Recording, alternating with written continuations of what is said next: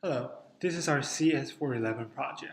It's called Near Your Job. It's a web application for users to share their job application process. We got this idea from early in the semester where the three of us were applying for internships. And a lot of companies really don't provide any updates. So we were ghosted, we were blinded, we did not know what to expect, we were even a little worried. We had a lot of questions. So we thought, why not create a platform where users get to share how their applications are doing? For example, if somebody is proceeding to Google's first round interview, and I'm not. And because users share their updates, I get to know that. And if I'm behind, for example, 2 weeks now, I get to do course appropriate responses, maybe ask the recruiter. So this way, we give you an idea of how your job application is going. We also create charts to help you visualize the data. So I'm going to give you a walkthrough right now. Obviously, to access our web application, you have to sign up.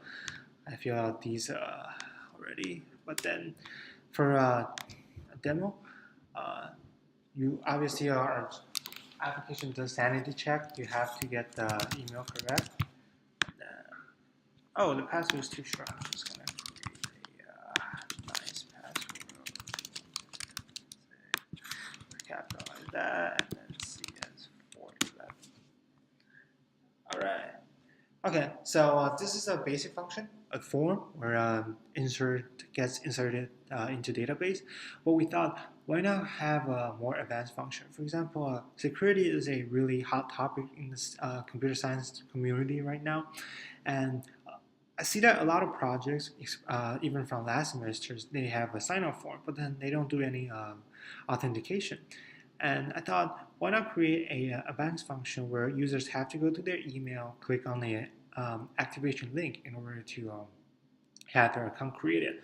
This way, we can this two method validation can help prevent denial of service attack, where hackers can, if we don't have that, hackers can really just create countless attack and then spam the application. So we have that, and here's the demo. I go to my email. Oh, confirm your registration. I'm on the link, and then account activated. I'm just gonna go to the account right now. So in the main page, you guys can see a list of application, and because this is a new account and you haven't applied to any yet, okay, I'm gonna log out and then use my test account.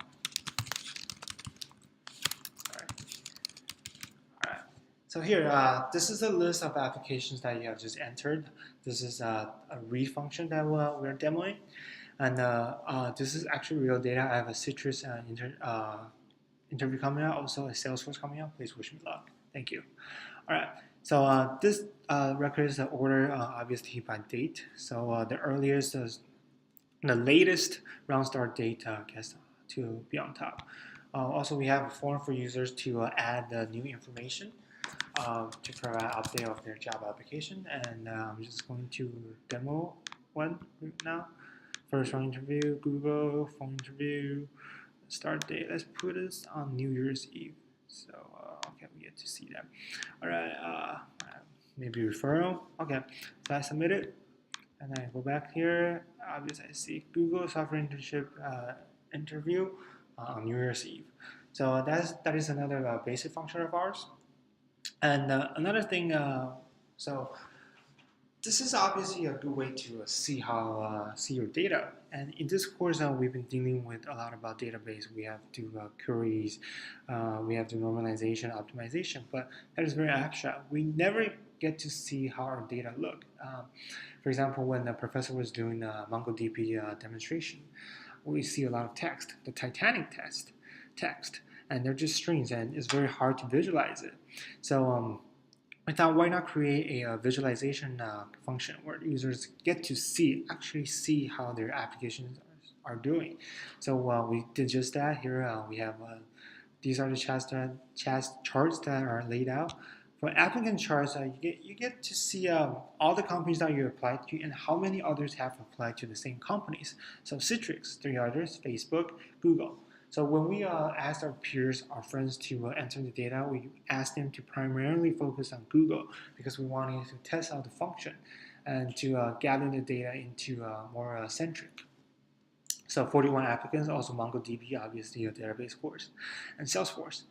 All right, jump trading, one applicant, that was just me. This is a research company. Okay, so here, timeline function is a very cool one where, for example, you guys go to see Google. These are the peers when they start their job application, when they receive the uh, proceed with the first round interview. For example, 13 applicants for Google on October 17th. These ranges where a lot of where Google sends out a lot of first round interview invites. October 9th, 30th, obviously, and yeah. And also you have a race chart where this is more for users to get to see if any company has a preference or have have a preference about in a specific race. We apologize for very unbalanced record right now, but when we get this, we have an intention to commercialize this application, and we do that. When we do that, I believe the race distribution will look a lot prettier than this. But for now, it's a 95% Asian and a few African American friends. A round chart is a very nice function where so in this chart, funnel chart, where you see one applicant got denied in the so he or she never got to the assessment stage online challenge. One person apparently unfortunately failed at the assessment stage. 36 people are at the first round interview right now. They haven't heard back, and then two have proceeded to the second round, and one person has proceeded to the third round. Wish him luck. Hopefully he gets the Google internship.